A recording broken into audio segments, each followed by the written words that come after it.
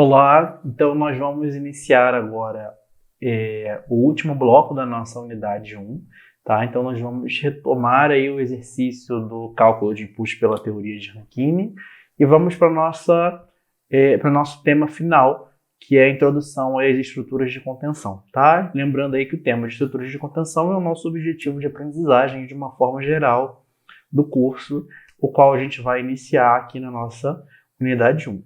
Então, lá no final do bloco 2, né, você teve acesso a um exercício para poder calcular o empuxo para uma condição de um terreno, né, de uma estrutura de contenção contendo uma porção de solo com uma sobrecarga no topo, o maciço de solo estratificado, sob influência do nível d'água, e aí eu pedi que você calculasse a resultante do empuxo ativo. Então, hoje a gente vai corrigir o exercício agora, mas a ideia é que você tente fazer, ou que você tenha tentado fazer, né, até para ver o que você conseguiu aprender, para poder fixar aí o seu conhecimento. E agora é importante ver se você errou alguma coisa, se você acertou, e, se possível, praticar de novo, porque o cálculo do empuxo é importantíssimo no projeto de contenção, tá? Bom, então a gente vai começar aí a correção, né, calculando os nossos coeficientes de empuxo. E no caso, a gente vai utilizar o coeficiente de empuxo ativo, para o estado ativo. Por quê? Porque a gente não tem nenhuma estrutura enterrada, ou nenhum trecho da estrutura enterrada. Então, a nossa tendência de movimentação da estrutura, né, caso a minha estrutura fosse se movimentar, seria em direção contrária ao solo. Então, quando a estrutura se movimenta em direção contrária, ela mobiliza o estado ativo. Então, se eu tenho dois solos, eu tenho dois coeficientes de empuxo, tá? Então, aqui está a notação. Coeficiente de empuxo ativo do meu solo 1 e coeficiente de empuxo ativo do meu solo 2. E a aplicação é direta através da relação, tá? Que você já teve acesso também. Então, a gente tem aqui o ângulo de atrito efetivo dos dois solos. E aí, nós temos, então, aqui por fim, o nosso coeficiente de empuxo para o solo 1 e para o solo 2. Então, essa é a primeira etapa. Agora, a gente vai calcular a tensão horizontal. Bom, então como que a gente vai calcular a tensão horizontal? Lá no final da aula do bloco 2, né, eu disse que os pontos principais para você calcular a tensão horizontal são no topo, onde a gente tem a sobrecarga, na mudança da camada, né, de solo, ou seja, onde a gente tem ali a nossa estratificação, e na base também do meu muro. Então, o meu muro tem 4 metros de altura, tá?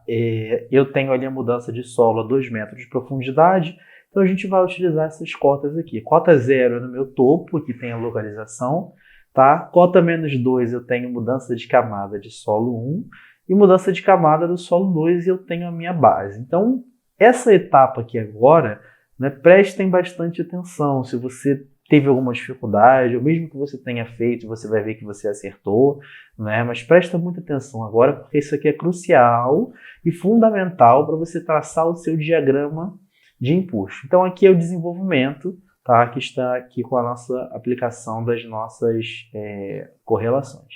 Então, como é que a gente vai calcular aqui minha tensão horizontal no topo? Olha, no topo, qual é a minha tensão vertical efetiva? Ela é igual a 0. Por quê? Porque eu não tenho porção de solo acima ali do meu topo. Então, a minha tensão efetiva é 0.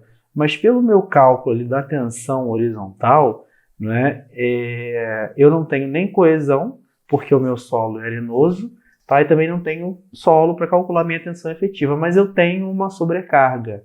Então, se eu tenho uma sobrecarga ali no topo, né, ela vai acabar aplicando uma tensão bem no topo mesmo do meu muro, no meu ponto 0 lá. Então, eu preciso calcular. E o que eu vou considerar? Eu vou pegar o meu valor da sobrecarga, que já está em termos de tensão, e vou multiplicar pelo meu coeficiente de empuxo do solo 1. E aí ele vai me dar uma tensão no topo, que eu tenho aqui. Tá? Aqui a gente vai manter a tensão, não vai mudar a unidade de medida nesse caso. Por quê? Porque a minha tensão, a minha sobrecarga, ela já está em termos de tensões, eu vou multiplicar por um fator adimensional, então eu vou manter a mesma unidade de tensão. Aqui no caso eu estou usando kPa, né, o quilopascal. Bom, Então, quando eu tenho lá o meu solo 2, na mudança de solo 2, eu vou calcular minha tensão horizontal. Então, o que eu vou utilizar aí na minha fórmula, não é? Tudo que eu tenho acima daquele ponto 1. Então, o que eu tenho acima daquele ponto 1? É a porção do solo 1, não é? Que eu vou calcular a minha tensão efetiva, mais a minha sobrecarga. Tá? Então, a minha sobrecarga, aqui eu já estou fazendo uma aplicação direta, eu já peguei esse valor de tensão, então eu não vou multiplicar novamente pelo meu coeficiente de empuxo. Mas se você quiser refazer aí o exercício, aqui você poderia botar 10 vezes 0,32, tá? Para fazer o cálculo. Mas aqui eu coloquei direto, então eu estou utilizando aqui a minha tensão horizontal, né? Meu desenvolvimento do meu cálculo. Então eu considero aqui a minha sobrecarga.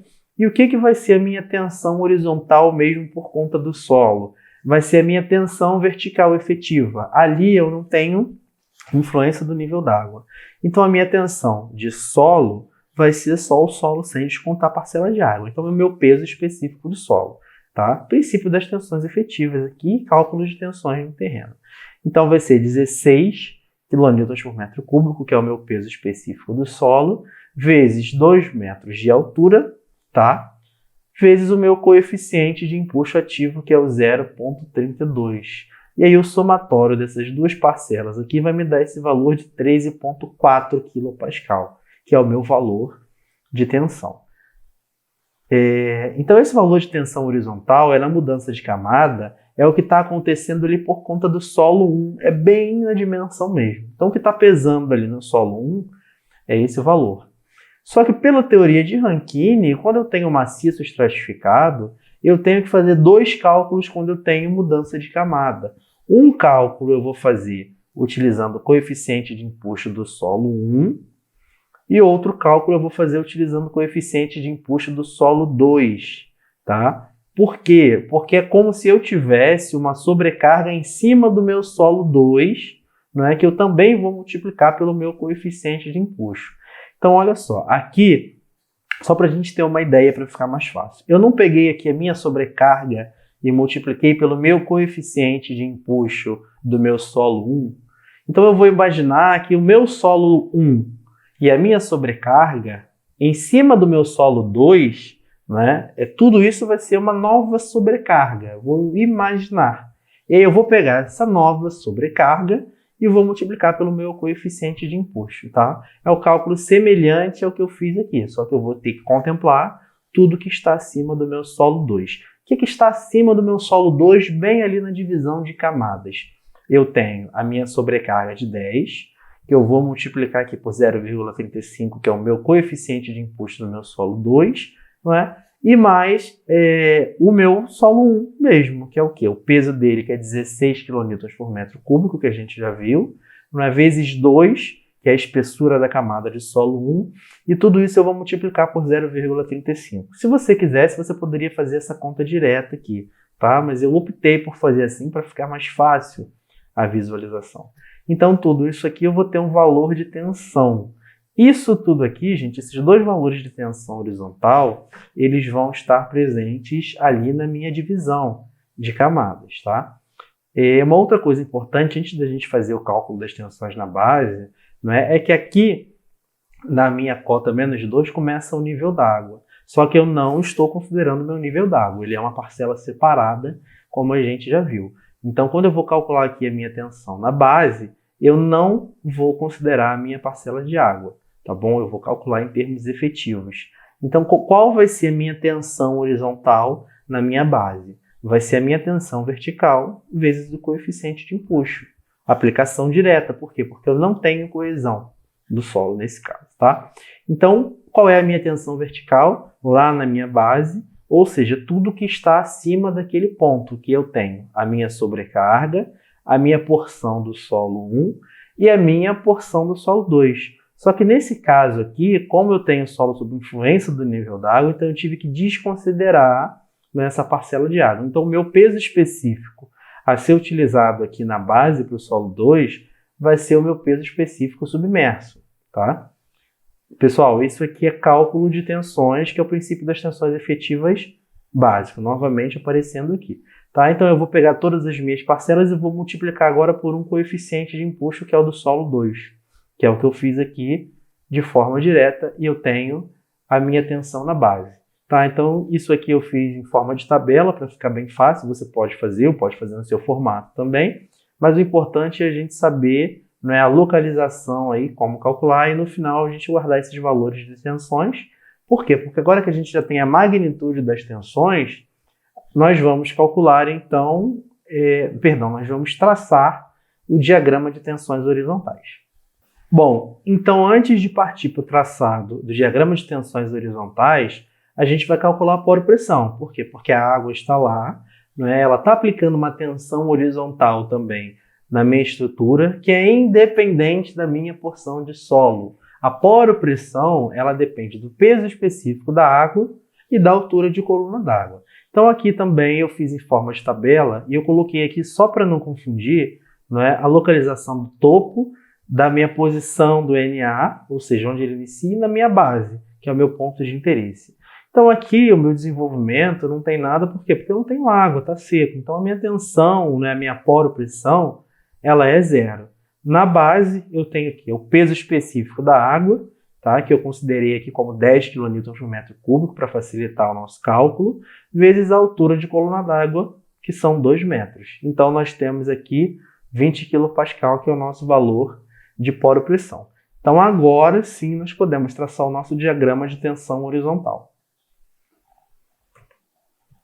Bom, então aqui nessa primeira figura nós temos a tensão horizontal efetiva. Eu falei lá que a gente ia guardar aqueles valores, né, que nós calculamos no topo, na divisão da camada e na base. Então, como que a gente vai fazer? A gente vai pegar esses valores mesmo e vai traçar um diagrama. Aqui eu coloco a minha altura. No topo eu tenho 3,2 kPa. Né? Na minha divisão de camada, a gente reparou lá, né, você pôde reparar muito bem, que nós temos dois valores. Então aqui a gente vai ter um patamar, a gente vai ter esses dois valores. O que pode acontecer também no seu problema? Pode ser que você tenha, às vezes, no seu solo 2 ou no seu solo subjacente, ou seja, o seu solo que está embaixo, um cálculo que resulte em uma tensão horizontal menor. Então o seu diagrama ele vai também vir para a esquerda, nesse caso que veio para a direita, não tem problema, tá? Mas você tem que saber calcular. E aqui a minha tensão na base. Então aqui eu tenho a minha tensão horizontal efetiva. E aqui também é o meu diagrama de poro-pressões, tá? Então aqui eu utilizei também as mesmas cotas para facilitar, 0, menos 2 metros, menos 4 metros, que é a base, e tracei o meu diagrama de tensões horizontais. Perdão, meu diagrama de poro-pressão. Então agora eu vou traçar o meu diagrama de tensão horizontal total, porque eu vou aplicar novamente, eu vou aplicar o princípio das tensões efetivas. Aqui eu tenho a tensão efetiva e aqui eu tenho a poro-pressão. Então, o que eu vou ter vai ser a minha tensão total, tá? É uma forma diferente da gente ver, mas nada mais é do que o princípio das tensões efetivas, que é importantíssimo. Bom, então começando aqui pelo topo, tá? Qual é a minha tensão no topo? Vai ser 3,2, porque a poro-pressão aqui não tem, o solo está seco.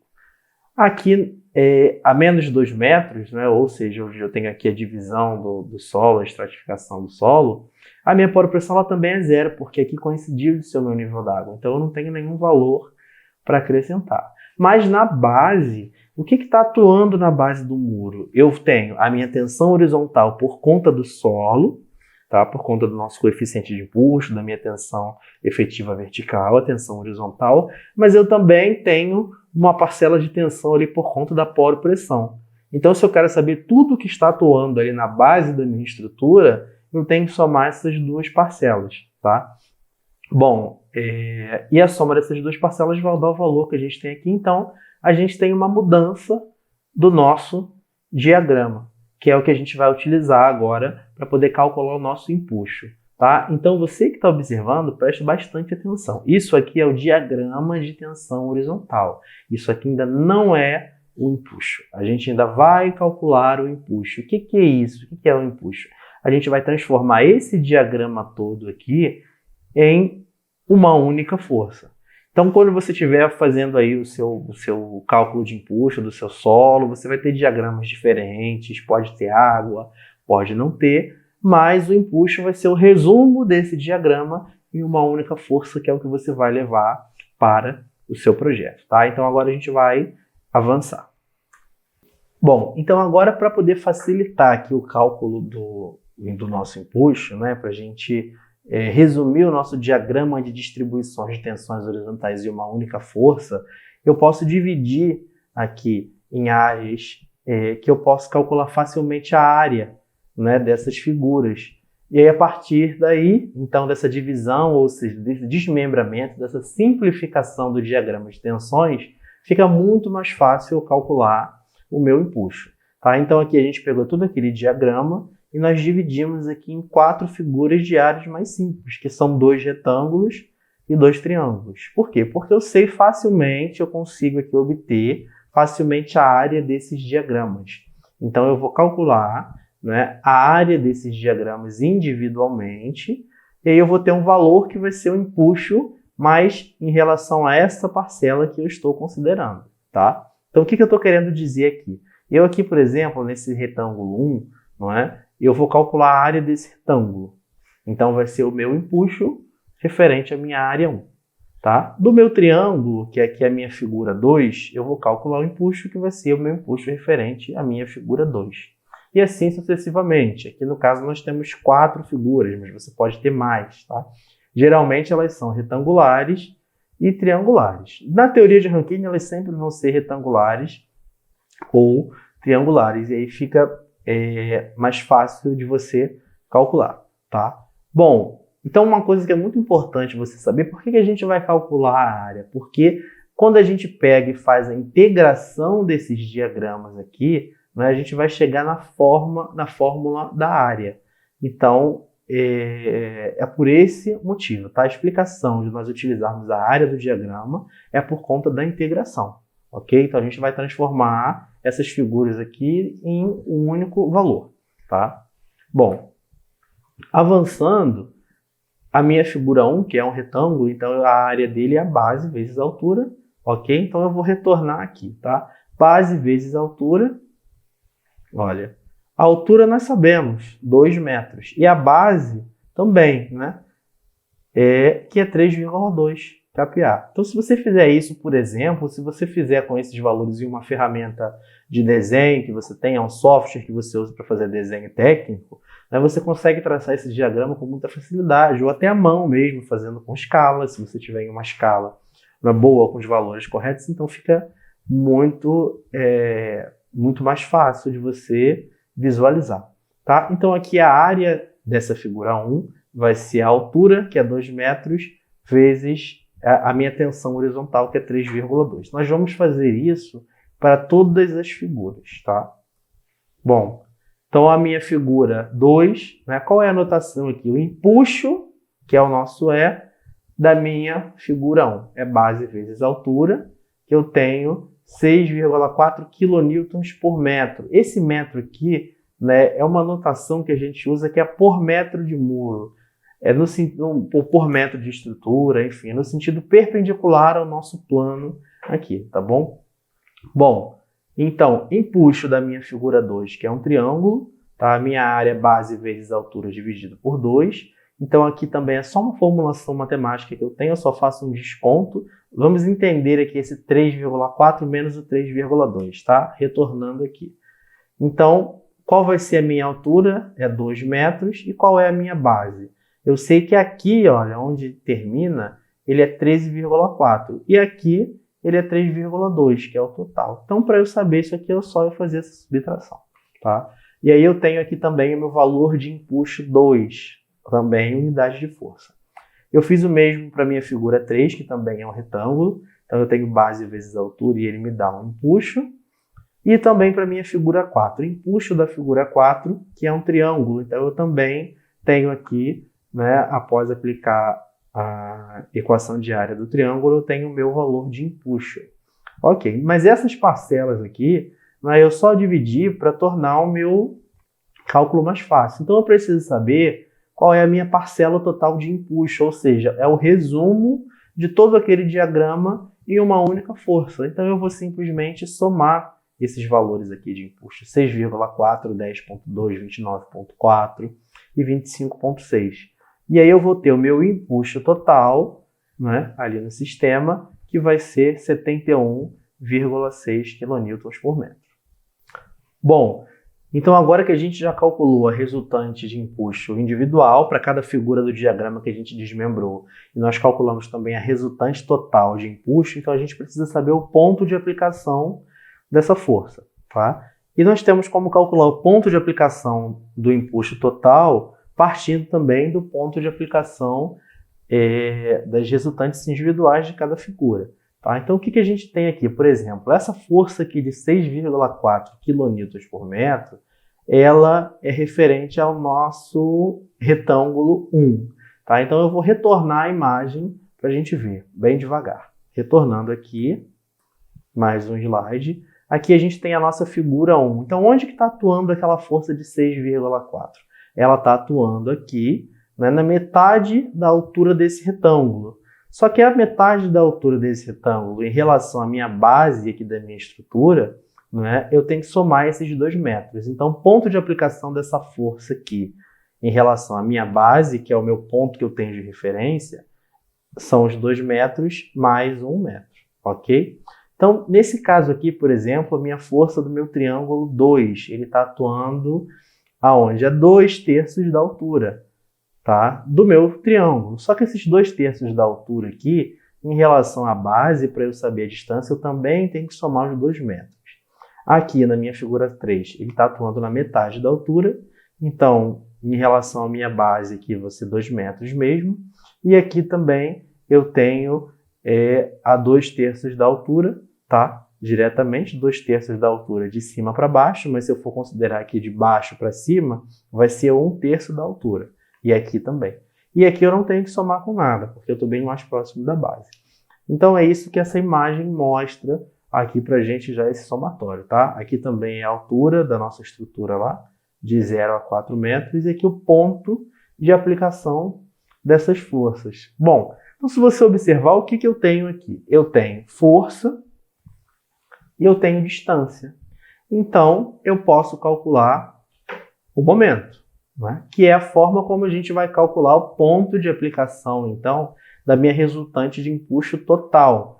Por quê? Porque eu tenho que saber onde a minha resultante de empuxo total está sendo aplicada aqui, porque é ela que eu vou utilizar. Quando eu for fazer lá o meu projeto, o meu dimensionamento, não é? Se eu tiver um diagrama, aqui no caso nós tivemos 4 figuras, mas se eu tiver uma contenção mais alta, por exemplo, e eu tiver mais figuras, vai ficar um pouco complicado eu utilizar todas essas forças. Então eu vou resumir isso aqui em uma força só, que é o empuxo. Então por isso que eu utilizo só uma força, tá? Bom, então agora para a gente calcular o ponto de aplicação da minha resultante total de empuxo, não é? Como a gente tem a distância e tem a força, então a gente vai utilizar o momento na base para poder calcular essa distância, tá?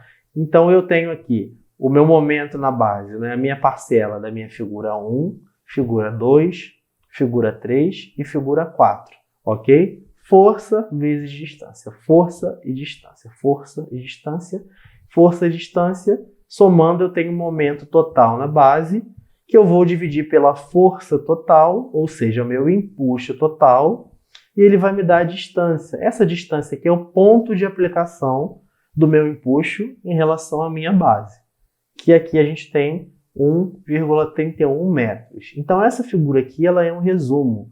O que aconteceu aqui? A gente pegou aquele maciço de solo com sobrecarga, com maciço estratificado, com nível d'água 2 metros de profundidade, com 2 solos diferentes. Nós traçamos o diagrama de distribuição horizontal e a gente pegou tudo aquilo que a gente viu lá e resumiu para essa imagem aqui. Então, o que representa aqui essa imagem? Então, novamente, nós temos aqui a profundidade, ok? Ou seja, a altura do nosso desnível, a altura da nossa estrutura, enfim. E nós temos aqui a atuação do empuxo e o ponto de aplicação dele na minha base. Tá? Então, quando você for calcular, quando você for fazer o seu projeto lá de contenções mais para frente, você vai ver que é exatamente isso aqui que você vai utilizar para você fazer as verificações que a gente vai aprender aí no decorrer do curso, ok? Então, Espero que você tenha acertado esse exercício, é claro, né? Se não, você veja essa aula quantas vezes for necessário.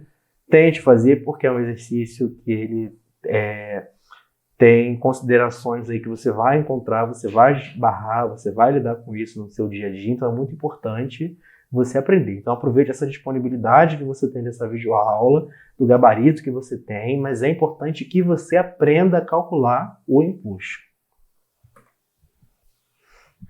Bom, nós iniciamos então a nossa parte final da nossa unidade 1, que é a introdução às estruturas de contenção, que é o nosso objetivo aí de curso, e a gente já começa a familiarizar mais, né, com as nossas estruturas. Então, para você chegar aqui, você já entendeu qual é a ação que vai atuar ali na nossa sua estrutura de contenção, tá? Que é o empuxo. Você já sabe as diferenças entre os estados de empuxo, você já sabe calcular o empuxo pela teoria de Rankine. Você sabe também que tem uma outra teoria clássica para cálculo de empuxo, que é a teoria de Coulomb, mas tem algumas diferenças entre elas, né? Mas a teoria de Rankine, de uma forma geral, ela acaba contemplando aí os diversos problemas e auxiliando muito os cálculos e dando resultados satisfatórios, tá?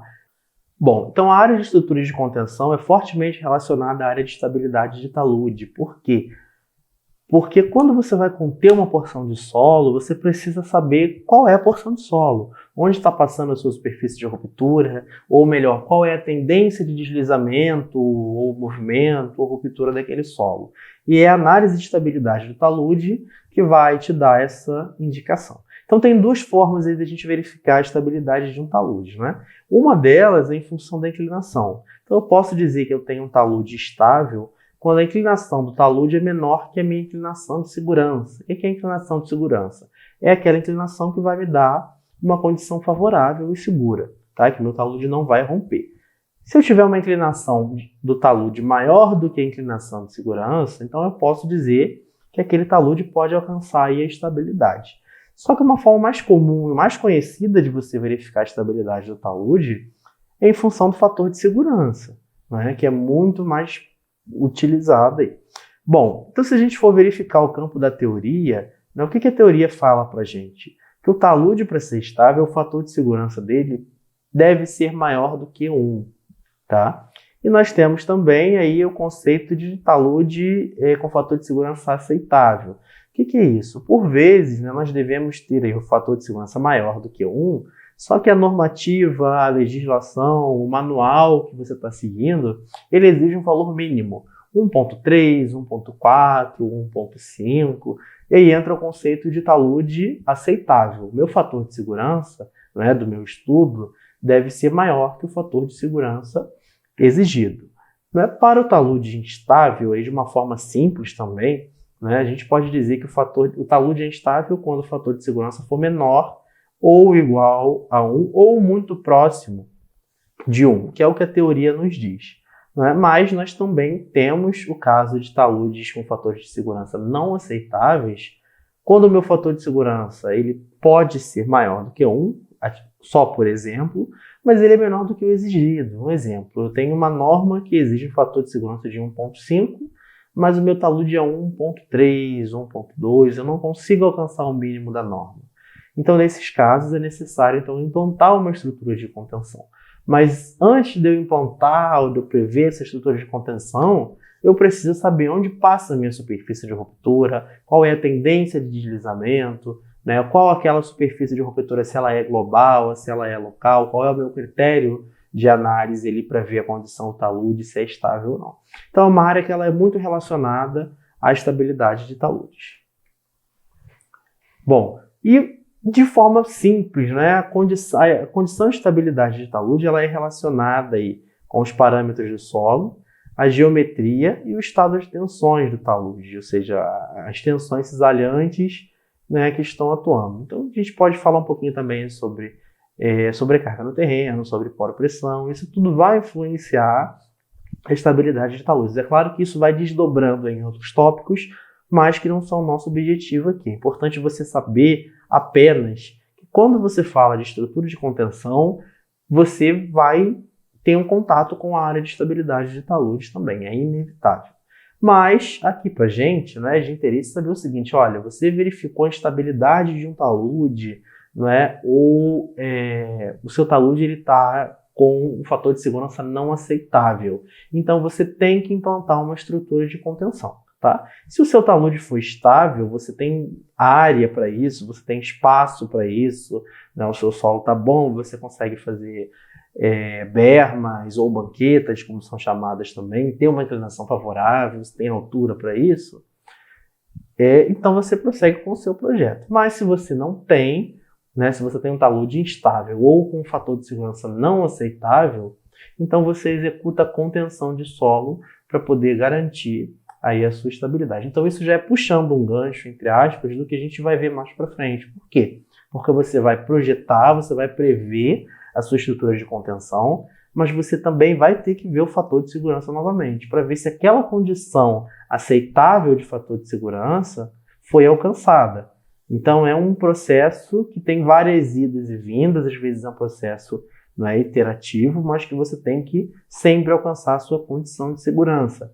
E eu já aproveito também para puxar um outro gancho que a gente vai ver muito, eu vou falar muito no decorrer do curso, de que cada obra é única, ela deve ser pensada individualmente. Cada caso é um caso, né? E cada situação aí você tem que aproveitar o máximo, né, de informações possíveis para prever. Bom, então pontos importantes. Como eu já falei, então para a gente prever aí a necessidade de implantação de uma estrutura de contenção, né, antes eu tenho que verificar a estabilidade desse talude. Ou também, se for o caso, se eu tenho uma estrutura de contenção que eu já dou um diagnóstico de colapso, por exemplo, eu vou fazer uma vistoria, uma visita técnica e vejo que o muro está prestes a cair. Então ali eu já sei que eu vou precisar fazer uma implantação de solo, tá? Então são casos aí que a gente, né, precisa saber da necessidade. Além disso, também eu preciso saber se essa estrutura vai ser temporária, se ela vai ser permanente, a utilização dela, enfim, alguns outros pontos importantes. Bom, e aqui novamente é um ponto que a gente já viu, tá? Para eu conter uma massa de solo, você precisa saber muito isso. Se eu vou conter uma massa de solo, então eu tenho que saber onde eu vou conter, o que eu vou fazer, onde eu vou implantar a minha estrutura, tá? E aí a gente tem que saber a nossa potencial superfície de ruptura.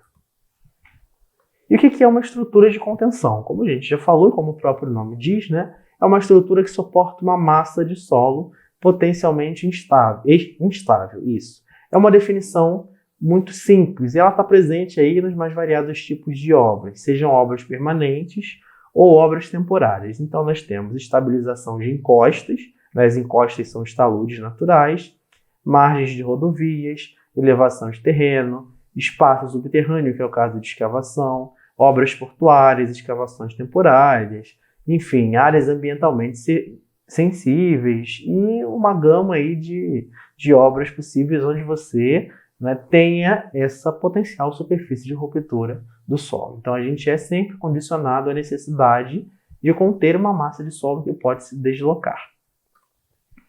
Bom, então aqui nós temos alguns exemplos, né, de aplicação das estruturas de contenção. Então aqui é um exemplo simples, é uma massa de solo instável, ela tende a se movimentar e a gente vai então implantar uma estrutura de contenção.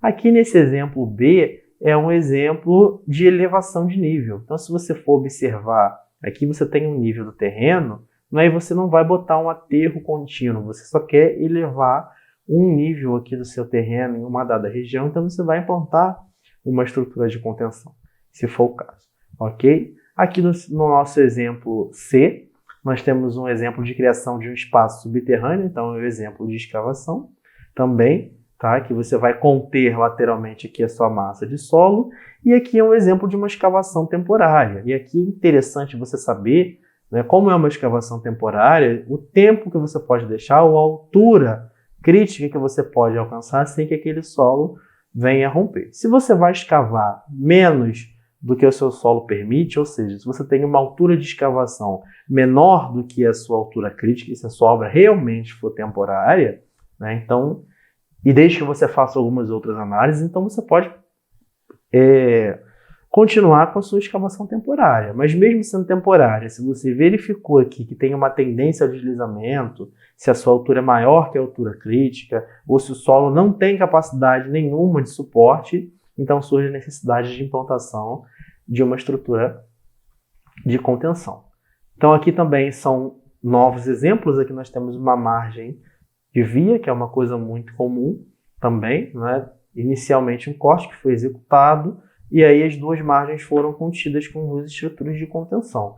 E aqui nós temos um exemplo de obra portuária, onde nós temos solo, montante e a jusante, mas aqui também você percebe aqui, né, o nível d'água aqui, você tem uma contenção dos dois lados. Bom, e quais são as formas de estabilização? Ou seja, as formas como essas estruturas vão conter o solo. Elas podem ser por suporte lateral, né? Ou seja, você vai implantar uma estrutura que lateralmente ela vai conter, ela vai reforçar ali o terreno, e essa estrutura lateral ela vai providenciar essa estabilização, esse reforço no terreno, né? Ou o reforço do terreno em si, que é aquele sistema onde você vai inserir um elemento no solo, né? Não necessariamente uma escavação, mas na sua configuração final, né? Quando você olhar ali para a sua seção transversal, você vai ver que tem um elemento que ele está inserido no solo, ele não está lá na sua configuração lateral, mas ele está inserido no solo. Então essas são as duas formas de estabilização que a gente vai ver aqui no nosso curso, tá? O suporte lateral e o reforço do terreno. Então isso leva à classificação dos sistemas de estabilização, que são os sistemas de estabilização externa e os sistemas de estabilização interna. Então aqui também são duas propostas que você vai ver aqui, né, que é só para poder simplificar e facilitar o seu entendimento. Por quê? Porque nós temos diversas estruturas de contenções, né, diversas soluções diferentes, cada uma tem uma forma, tem um mecanismo de contenção do solo, tem uma característica própria. Então, para não ficar uma coisa solta, né, a gente agrupou aí, o EFI agrupou em dois sistemas de estabilização para ficar mais simples, que são os temas aí da nossa aula. Então, são os sistemas de estabilização externa e interna. Tem outras propostas, né? As estruturas são as mesmas, a diferença é a forma como agrupa, mas o importante é você saber o princípio de entendimento, porque essa é só uma questão metodológica, é uma questão de terminologia. Bom, e quais são os requisitos, então, de uma estrutura de contenção? Essa estrutura de contenção ela precisa ter capacidade estrutural, e aí relacionada ao estado limite último. Então, o que significa isso? Eu vou implantar essa estrutura de contenção contra a ruptura. Não pode romper o talude, o solo, a própria estrutura. Então, eu vou dimensionar essa estrutura contra a ruptura, tanto do solo quanto a ruptura da própria estrutura. E aí são duas vertentes que a gente também vai ver isso mais para frente. Um outro requisito é a funcionalidade, que é o estado limite de serviço. Geralmente, né, no campo da geotecnia, quando a gente fala de funcionalidade, o estado limite de serviço, a gente acaba direcionando aí o conceito de recalques. Então, o que significa isso? Eu tenho que implantar uma estrutura que ela não pode recalcar muito. Eu sempre tenho que controlar as minhas deformações no solo. O solo nunca pode se deformar continuamente, até porque se ele se deformar, vai chegar um momento que ele vai alcançar o estado de plastificação, tá? Então, é importante também a gente ver esse estado de funcionalidade. Por quê? Para você não dimensionar uma estrutura que ela não venha colapsar, mas que ela tenha um recalque excessivo e que vai causar um certo desconforto aí ao longo da vida útil. Então, também é um requisito de uma estrutura de contenção a parte de funcionalidade.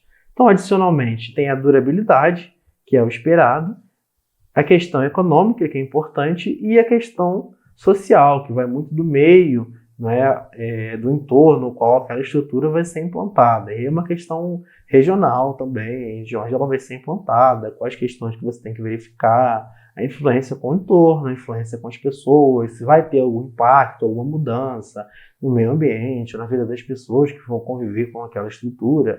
Enfim, é um campo que é muito amplo, essa parte da questão social, mas que você, como projetista, também vai precisar considerar na hora de adotar uma estrutura de contenção. Bom, Então, nós chegamos aqui ao fim da nossa unidade 1, né? E nos tópicos abordados, nós começamos entendendo o que é empuxo do solo, né? Os estados de empuxo, que a gente viu o estado de empuxo ativo, passivo e no repouso. A importância do empuxo do solo, que você já sabe que ele é fundamental para projetos de contenção. O empuxo de solo ele não pode ser negligenciado, não pode simplesmente ser tratado como um número, ele tem que ser calculado, tem que ter um cálculo fidedigno, né? Você aprendeu então como calcular esse empuxo através da teoria de Rankine, lembrando que existe a teoria de Coulomb e existem outras teorias também de empuxo, mas as duas teorias clássicas são as de Rankine e de Coulomb, e você aprendeu a calcular o empuxo pela teoria de Rankine. Você também viu e fez o exercício, né, de fixação com casos gerais, com casos que você encontra aí na prática. Você já sabe agora quando implantar uma estrutura de contenção, não é simplesmente ver um talude e adotar qualquer estrutura, enfim. Tem os casos específicos, ou seja, ou é uma porção de solo que tende ao deslizamento, ou é uma estrutura que já está prestes a colapsar. E aí surge a necessidade de implantação de uma medida aí corretiva, preventiva, enfim. Bom, alguns exemplos de estruturas de contenção que você vai voltar a ver de forma mais abrangente nas próximas aulas, e quais são os requisitos básicos aí de uma estrutura de contenção. Bom, então para fechar aqui a unidade 1, para você começar a se familiarizar com a estrutura de contenção, então eu trouxe aqui um exemplo da cidade de Veneza, que é uma cidade bem conhecida, é um patrimônio histórico da humanidade, tá? Então para a gente ver a realidade como é, né, aqui é um exemplo de aplicação de uma estrutura de contenção que não necessariamente você está contendo só o solo. Aqui é um canal que passa lá em Veneza, tá? Então foi implantada aqui uma estrutura para poder represar essa água foi bombeada, e aí, com o rebaixamento do nível aqui da água, a manutenção pode ser feita no canal. Então é uma coisa muito comum, é uma coisa que geralmente você vê na mídia, não é? Mas é a realidade. Então por trás aqui desse serviço de manutenção, tem um profissional que precisa saber calcular qual estrutura ele vai utilizar, qual é o empuxo, qual é a ação horizontal aqui atuante, tem que fazer algumas verificações, ele tem que ter uma noção desse solo para saber se ele vai cravar a estrutura, como que ele vai implantar essa ensecadeira, enfim. Então é um caso aqui que a gente vê, não muito comum, mas a realidade do projetista, a realidade do profissional que lida aí com estrutura de contenção é diferente. A gente tem diversas oportunidades aí de aprendizado e de ver coisas incríveis na nossa vida. Então esse é um exemplo, né, propositalmente atípico, para que você possa ver aí que as coisas acontecem como a gente vai ver aqui no final do nosso curso. Então, no final do nosso curso aqui de estrutura de contenção, você vai estar totalmente familiarizado e vai, com certeza, ver essa imagem aqui e entender ela de uma forma muito mais abrangente e verificar como acontece aqui, o que está acontecendo aqui por trás dessa imagem, a água como está atuando, o empuxo, o solo se for contido, enfim.